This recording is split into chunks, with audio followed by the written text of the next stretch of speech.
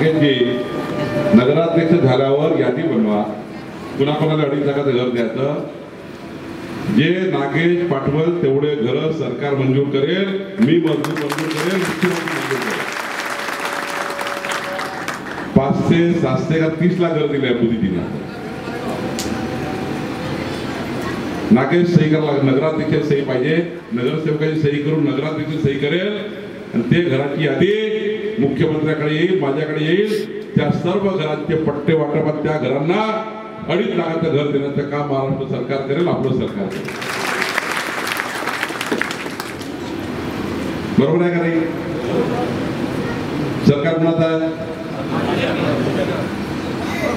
केंद्रात सरकार कोणाचं आहे?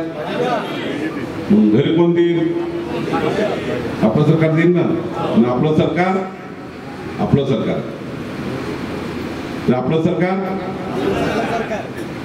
काँग्रेसचं सरकार 2047 पर्यंत काँग्रेसचं सरकार येणारच नाही. मी असं का म्हटलं येणार नाही? असंच बोललो का मी? भाजपाचा कार्यकर्ता आहे असंच का बोललो? आपलं सरकार आणणार आहे. आता जे सरकार आणलं ना, फडणवीस सरकार, हे सरकार 1 कोटी मतांनी उडणार. किती मतांनी? या विधानसभेच्या निवडणुकीमध्ये 3,18,00,000 मतं भाजप आयुक्तीला आहे. किती? जरा बोलत जा, किती मत आहे? 3,18,00,000. तुमच्या लक्षात आलं पाहिजे म्हणून दावा सांगतोय.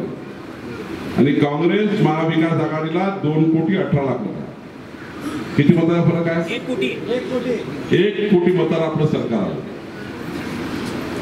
2029 पर्यंत देवेंद्र फडणवीस सरकार एवढे कामं करणार आहे की काँग्रेस पार्टी किंचित होणार. किती होणार आहे? जोर से बोलो. रोज हे पार्टी प्रवेश होऊन राहिले. पुन्हा हजारो लोक काँग्रेसचे भाजपमध्ये येऊन राहिले. पुढच्या वेळी 2029 मध्ये 1.5 कोटी मतं घेऊन भाजपाचं सरकार आहे, आपलं सरकार. देवेंद्र फडणवीसजींनी 2047चा महाराष्ट्र, केव्हाचा महाराष्ट्र? पहिल्या टप्प्यामध्ये देवेंद्रजींनी 2029चा महाराष्ट्र. 2029 का महाराष्ट्र कैसा हो?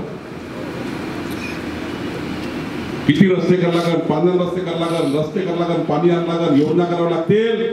मालेगावच्या पिण्याच्या पाण्याच्या योजनेची जबाबदारी मी घेतो आहे, मी आलो आहे.